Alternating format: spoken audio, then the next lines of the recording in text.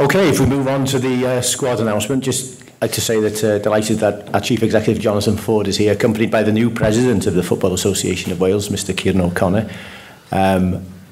attending his first press conference as President. Delighted to see you here.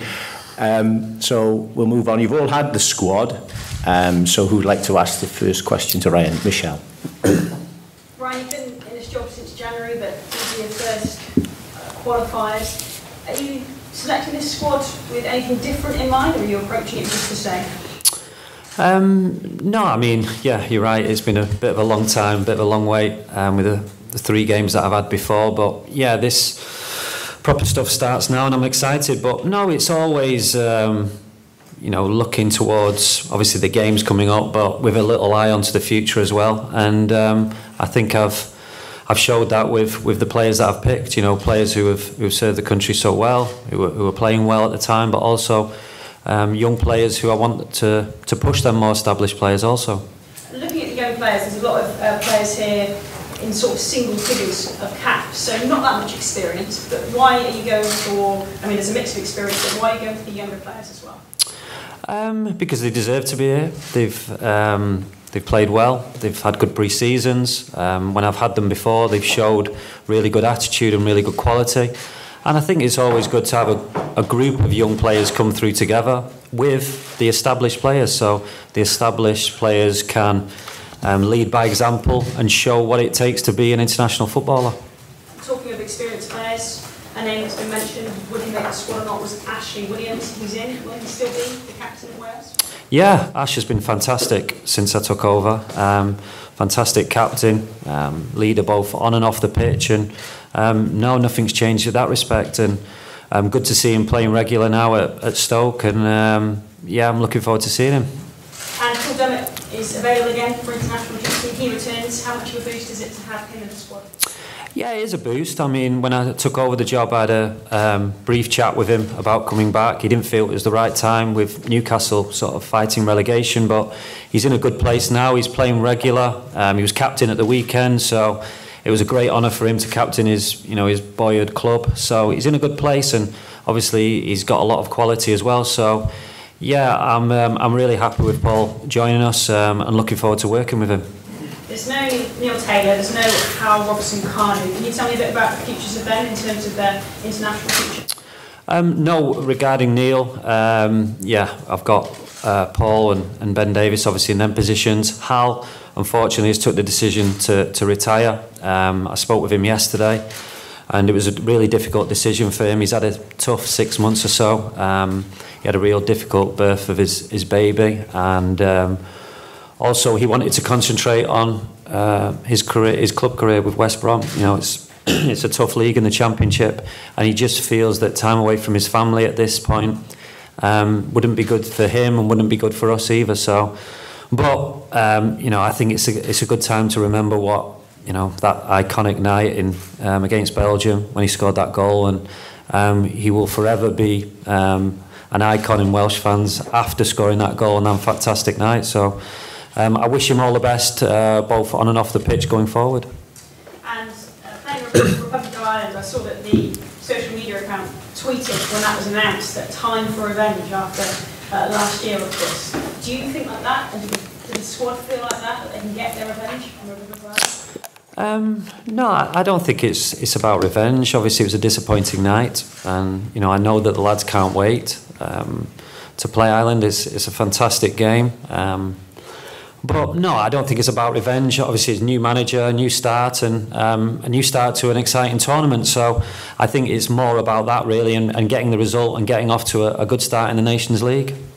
The Nations League is something quite different that we're going to get used to. Yeah. What do you make of it and its format and sort of understanding how it all works? No, I mean, I'm still, yeah, trying to understand how it works now. I mean, it is a new competition. It's exciting. I think if you look at all the groups, they're really competitive. You know, look at ours, the Republic, Denmark, all you know, really competitive groups. So I think, you know, that's what UEFA wanted. They wanted more competitive games, and that's what they're going to get. So yeah, it'll take a bit of time, I think, for the fans to get their head around it. But once I think they do, it's an exciting tournament, and obviously you can get relegated, you can get promoted.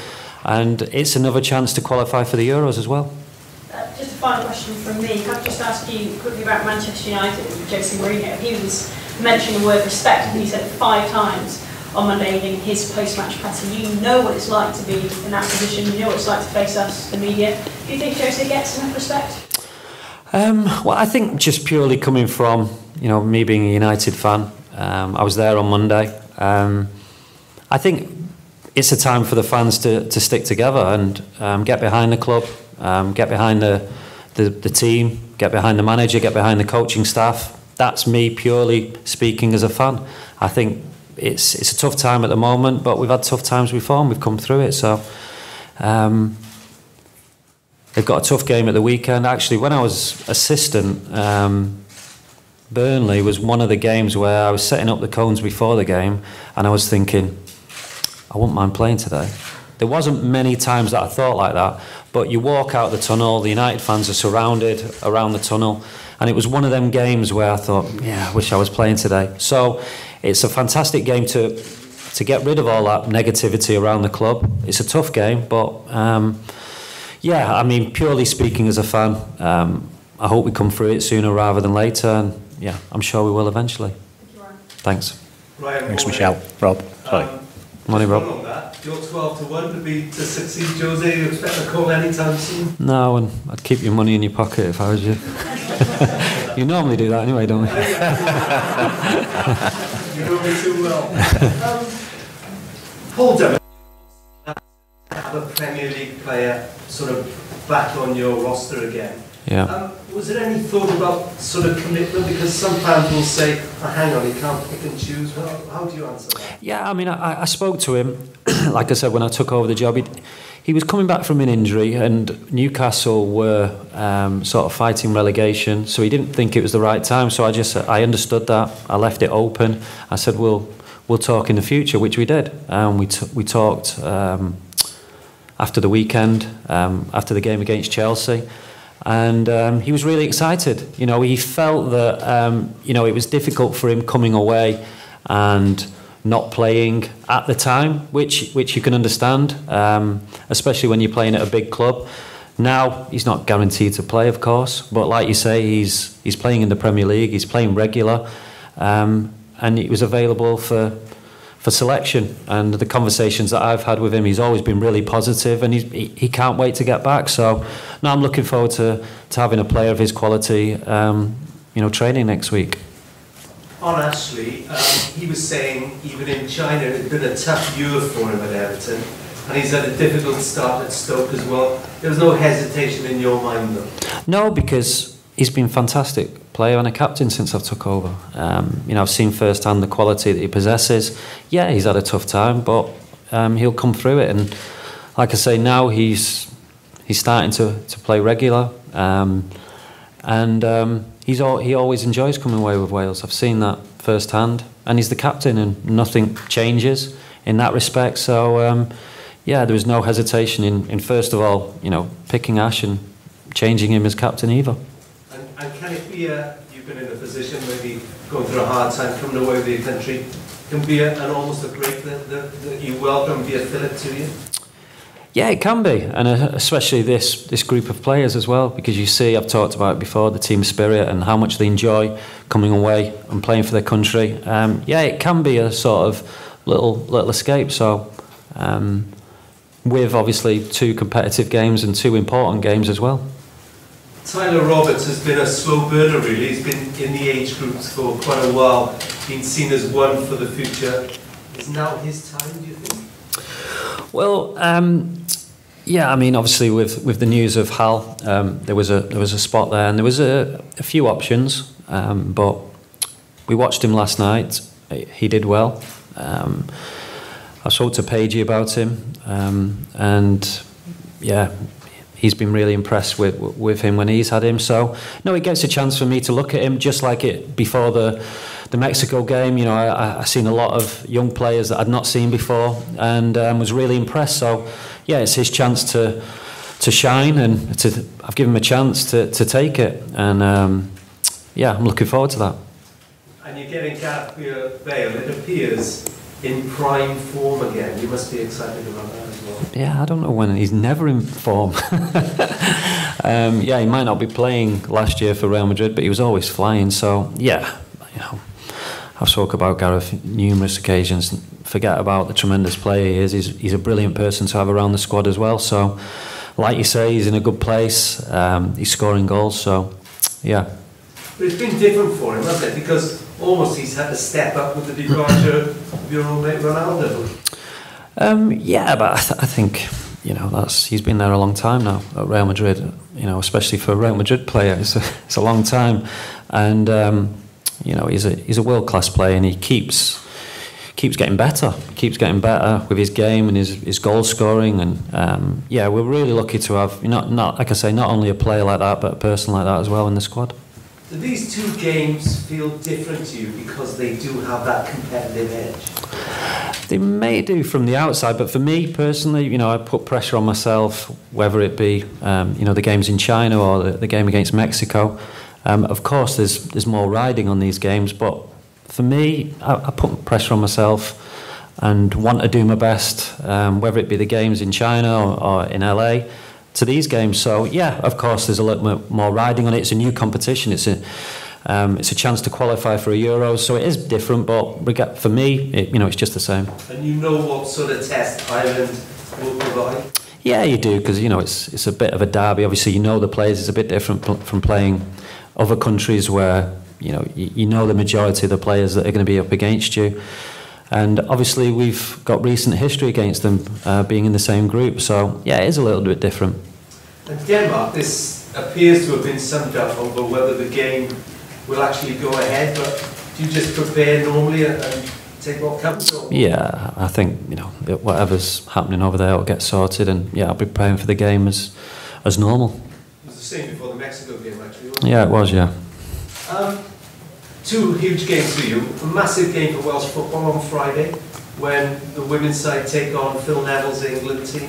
What do you make of that, and what about the position James has put the women in? Yeah, Jane's done a fantastic job. I mean, I think it's no goals conceded in 7 games. It's amazing, and it's. I watched the game. It was at St Mary's at Southampton, and they were fantastic. Defended really well, and they're going to have to do it again against, you know, obviously a very talented side. Obviously, one of the leading nations in women's football, and obviously with my friend as well, Phil Neville, as manager, as coach. So. Yeah, I'm going to the game. I'm looking forward to it, and you know, I wish Jane and the girls all the best. And can you just sum up what it might mean for Welsh football if they were to become only the second team to reach the World Cup? Well, I talked about the effect that the Euros had a couple of years ago. You know, not only on